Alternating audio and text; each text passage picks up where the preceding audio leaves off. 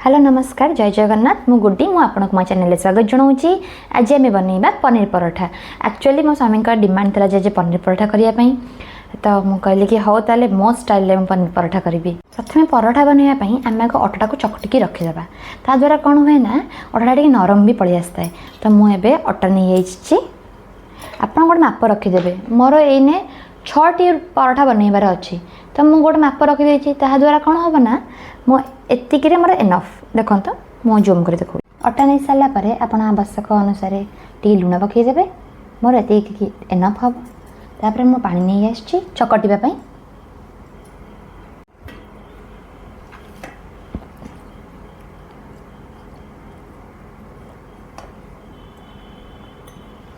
अटा टिके नरम चकटिबे जहाद्वारा कि आपको देखी वीडियो मझीरे जे अटा टिके नरम चकटिबा द्वारा कौन हुए मुझे जो भाई भाव में चकटुची से भाई भाव में आप परोठा टी बनइबे देखिए परोठा बहुत नरम हम आ परोठा देखिए फाटी मनी देखु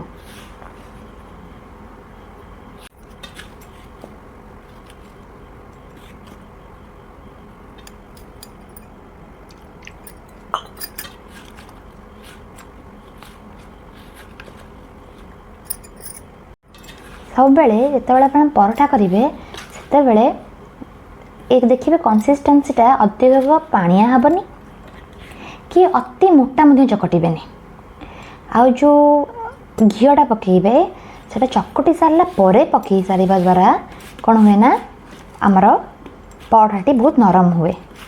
देखु मोटा हाथ में रबर भी बांधे कारण अटा द्वारा चूड़ी नष्ट हो जाए तो से मो टेक्निक द्वारा कले चूड़ी आप नष्ट हेनी। चकटा मोर सरला मु घी भी टे पकई देती देखु भल से आउ थे मैंने चकटी देवे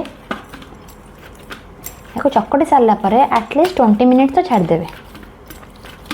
देखिए आपणकर परोठाटा माने जमा फाटबनी माने मु आपको करके देखिए वीडियो रे एंड जाए जमी देखिए पर नरम नरम चकटे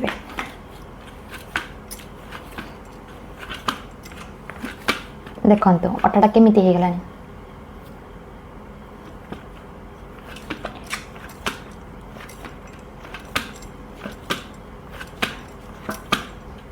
चकटी अटाटा को घोड़े देवे घोड़ेकिना 20 मिनिट आप रेस्ट रखीदे।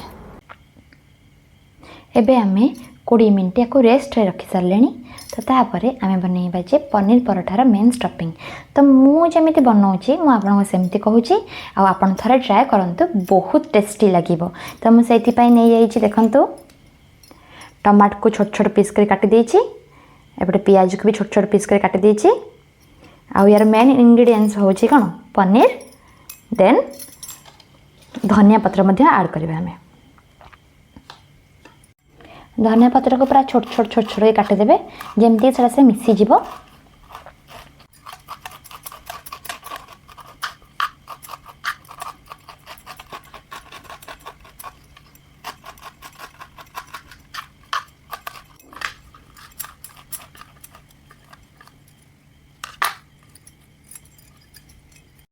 एबे मु नहीं आसी पनीर ताको भल से ग्रेड करदेवी।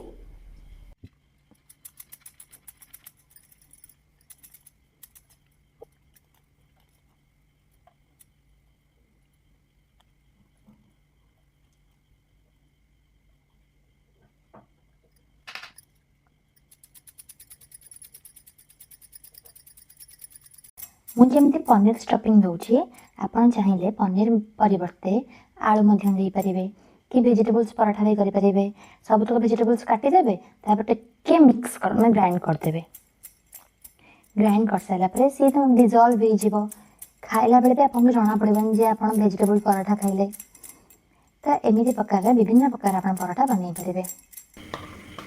प्रथम आम तेल गरम करवा मो अल्प तेल ही सब कै से अल्प तेल ही करुँची आप रिफाइन भी यूज करेंगे जेहेतु मुझे रिफाइन यूज कैनि मुझे सोरिष तेल ही सब कै तापर जीरा जेहेतु आम कम लोक अल्प ही ना चलो यही समय आप लंका भी व्यवहार करेंगे छोट छोट काटिकी आम लंका खाऊना तो से लंका व्यवहार करें। जीरा टिके हवा द्वारा टमाटर पकाइदेवे।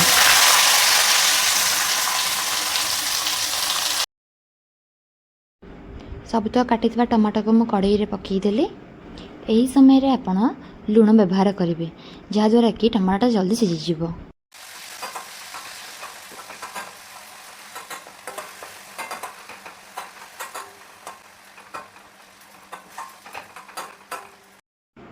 टमाटर ही आसला बेलू हल्दी पाउडर देन जीरा पाउडर पकईदेवे देन धनिया पाउडर पकईदेवे।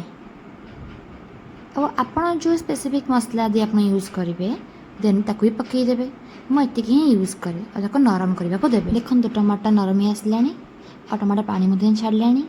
यही समय मुझे काटी रखि धनिया पत्र को समय पकईदेवा जहाद्वारा कि टमाटर सांगे भलसे मिसीज। देखो मुझे पकई दूसरी वीडियो रे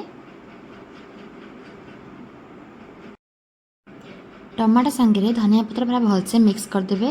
छोट छोट डांग गुड़ाक मिसीज जमी देखूँ वीडियो रे जमी करमती ही करेंगे। पकईदेवे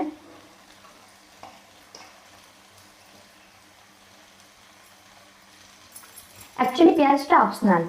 यदि आप विदाउट अनियन गार्लिक मैंने प्याज खाऊ ना देन प्याज आप पकईबे स्किप करदे।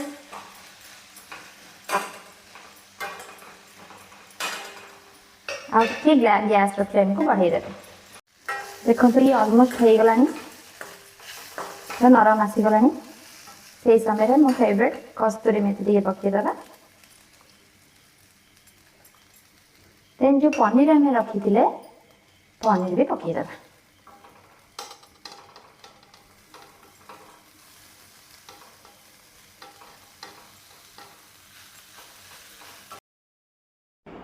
देखिए पनीर को बहुत भल भाव में मिक्स करेंगे। से मसला सांगे मिक्स करा पड़ो जहाद्वारा कि प्रॉपर टेस्टा बाहर जमती मो वीडियो करमती करेंगे। देखिए तापर मो नहीं मैगी मसला मोर फेवरेट एक्चुअली भल लगे टिके टेस्ट बाहर। आपड़ चाहिए ऑप्शनल आपड़ चाहिए पकई पारे ना आप जहाँ साधा मसला हो पकई पारे। गैस फ्लेम को कमे देवे। तो देखिए पनीर भलसे मिसी गला पियाज और टमाटर सांगे देन से समय को आपन कौन करेंगे गैस को बंद करदे और टिके ठंडा को देवे। ठंडा हो सारा पर ही आपन कौन करेंगे पराठा भितर ये स्टफिंग को देवे।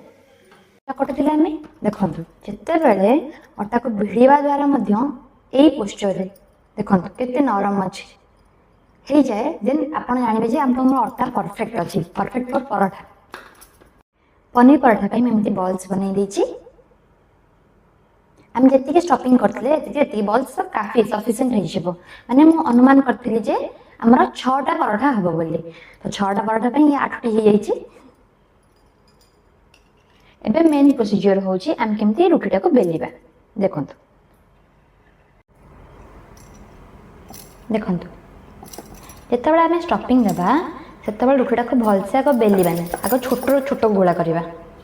छोट गुला कर सारा पर ही आम स्टफिंग देले सेटा बाहर बनी। देखंतु मु जो उपाय करुछि आपण सेही उपाय करेंगे आपण पराठा जमा फाटबनी।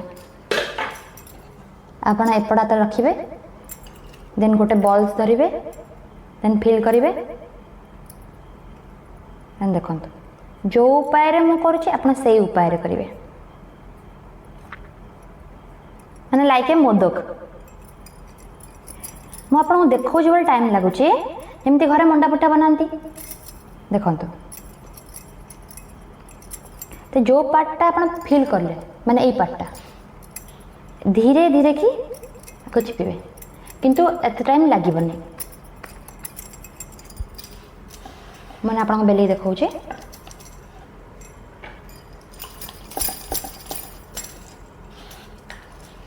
से जगह टिके अधिक अटा देवे।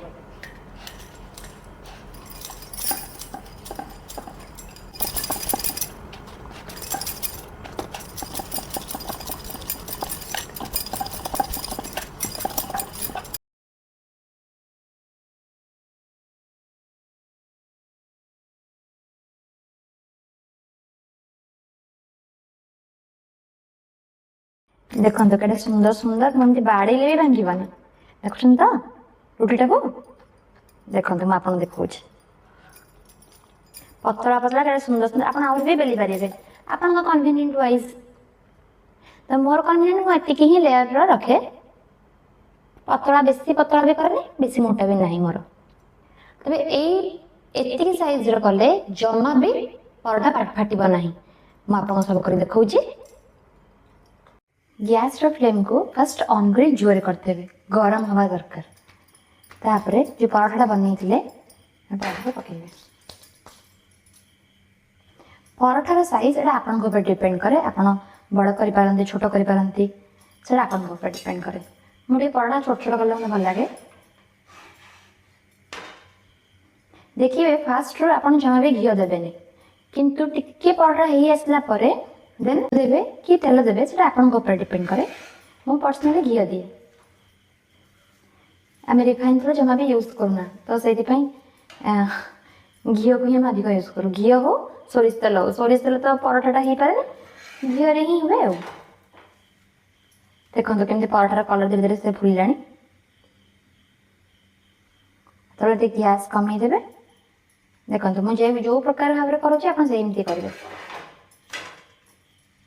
थे आप बन देखु आप कहे कि नहीं आउ थे बन खाइबी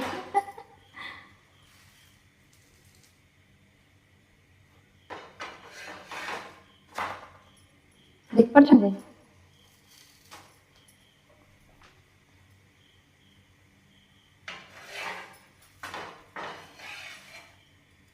देखो परफेक्ट से आई आसले आप स्पून भी दे पारे मोर जो अभ्यास अच्छी मुझे दे दिए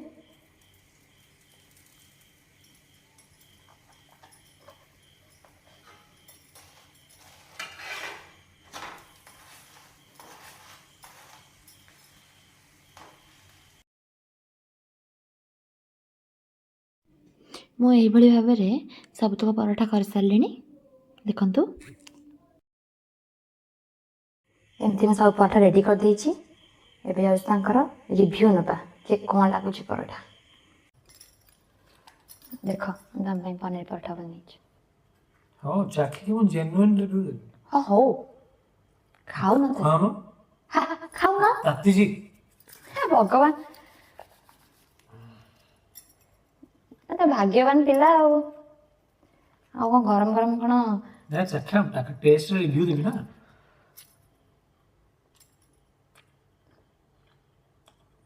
कौन ठीक ठाक सब रेडी अच्छे हल्का लुण कम अच्छे हाँ जाए खाइलियो ना नहीं भल अच्छे सब भल अच्छे मु तो लुण लुण सो ही चढ़ जाए जाए खाइलियो परफेक्ट 10 ରୁ 9 कहीं 10 ରୁ 10 है नहीं नहीं हाँ जाए खाइलियो के कोठी पे फेड़ ही जो अच्छा हाँ ऑनेस्ट रिव्यू तो देला सती बड़ कथा ऑनेस्ट रिव्यू बोलो तो कोई 10 ରୁ 11 हैं कोई 10 ରୁ 11 और बढ़िया है पूरा अमृत तोड़ लगो से ये भी अमृत स्त्री जा करबे था अमृत